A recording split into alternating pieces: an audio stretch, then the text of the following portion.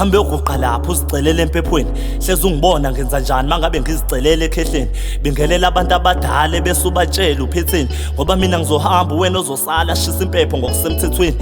kepha ubaba yena bekhuluma engathi unabafowabo bekubona indlovu iyasazi isisindo somboko wayo kona ngiyathokoza usuyayithemba into engiyikhulumayo kodwa nginasiqiniseko sokuthi unyana uyakwazi akufunayo inkinga ngeke uyilungise zonke kanye kanye njengoba manje ngithi ya lapha emsamo ufika ucela ukuthi ugadwe ngoba mfana wami ukuziqhelanisa ikona okwenza kugadwe mayithi inkinga nohlangana esikhaleni sikaNtombela iyofika ikubhadle langa lengishonela minyaka iyanginyukela nakuzwa ngikhubeka ngasigcina ngikhuleka nani naseni ngiyeka nangihamba ngikhubeka ngizithatha ngiqhubeka ngumntwana ngithumeka cela khulume nezimungulu ngingabese kuthuleka